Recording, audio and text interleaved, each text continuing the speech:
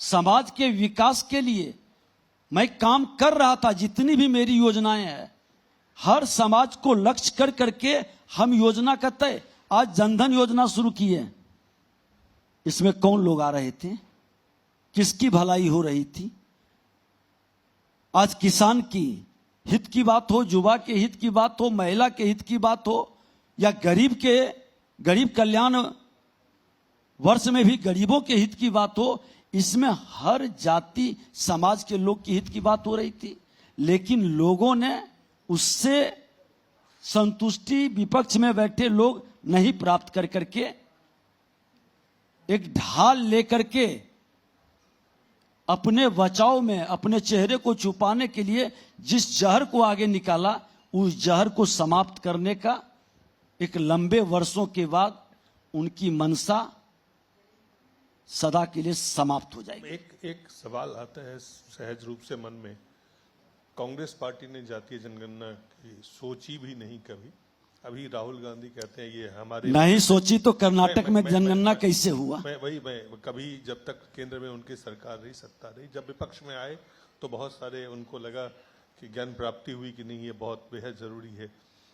Bharatiya Janata party ने भी इसका विरोध किया, कभी भी इसके समर्थन में आप नहीं रहे। लेकिन अगर दोनों के, और कोई पार्टी में, लालू जी साथ में थे मनमोहन सिंह के सरकार में, 10 साल वहां पे थे यूपीए में, तब भी इसको मजबूत तरीके से अगर पास करवाना चाहते थे या करवा सकते थे। मुलायम सिंह जी थे, तमाम लोग। आपको लगता है कि एक सियासी हथकंडा के तौर पे सियासी दल इसका इस्तेमाल करते हैं और वो आपकी मजबूरी थी कि आपके पास इसका कोई विकल्प नहीं था, इसलिए आपने भी निर्णय लिया कि नहीं चलिए इसको करवाया जाए, इसमें कोई, चाहे आपकी मनसा नीयत जो आप कह रहे हैं वही हो, लेकिन मजबूरी जो थी वो सियासी थी? भारतीय जनता पार्टी एनडीए गठबंधन मजबूरी की राजनीति न करती है न करेगी, क्योंकि ये न परिवारवादी है, न वंशवादी है और न जातिवादी है।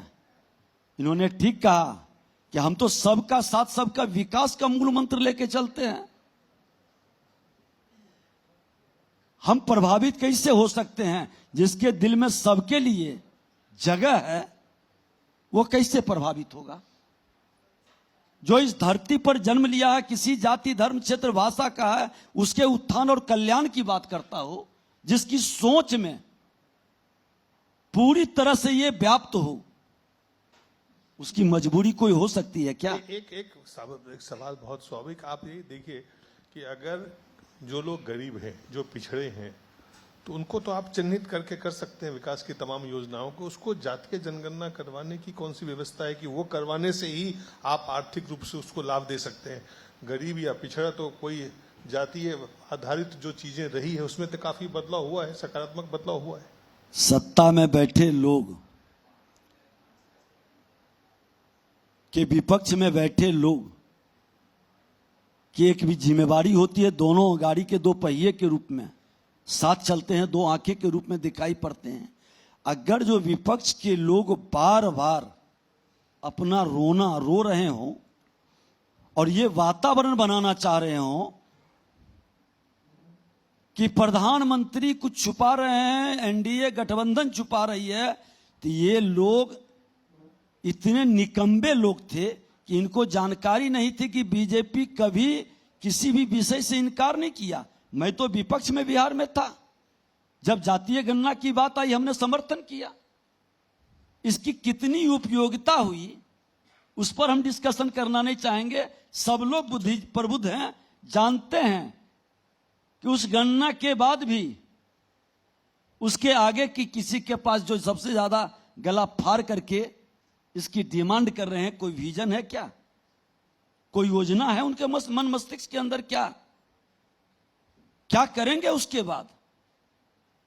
और जिस नारा को वो बुलंद करते हैं, उस नारा के पीछे उनकी मनसा को लोग भांप रहे हैं।